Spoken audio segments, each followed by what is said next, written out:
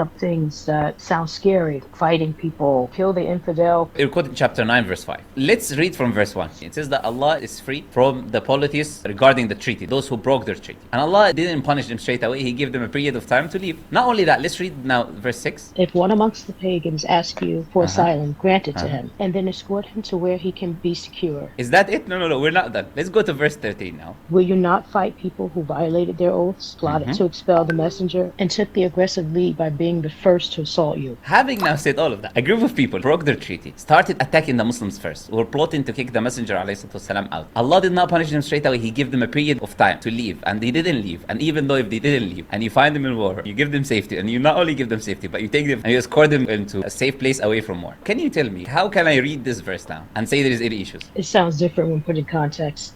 In Islam, I'm not sure. There's a whole lot of things. Okay, so in this case, the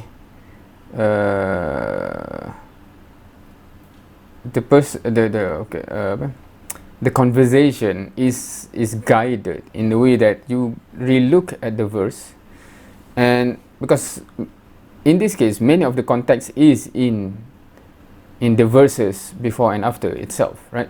So just by relooking at that, understanding it, then you can see it's not a problematic verse. You can still see mercy in it, right? And I hope you go back and listen to the whole thing, because you can see that who is the one that is being the aggressor, the one that who committed the crime first, and then they are given the chance, and then they are being punished. And even in that punishment, if anyone,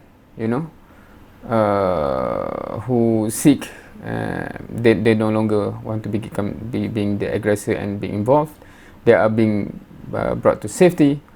So how can you see this and say it is a problematic thing? So that's the question. I do wonder though, because in this conversation it seems that the from the title here it says the Orthodox Christian, right? So it means that the Orthodox Christian sincerely have this question, because sometimes they raise certain question not because they have a question, but they want to attack and they do not care about the explanation. And sometimes I encounter this kind of people. So those kind, you can just explain, elaborate, and you cannot do beyond that, right? But in this case, alhamdulillah, it seems that the person is sincere enough to be able to now see the verse in a new light. So what about, your experience is related to this? Any of you who still feel that this is still a problematic verse, and why? Thank you for watching. See you next time.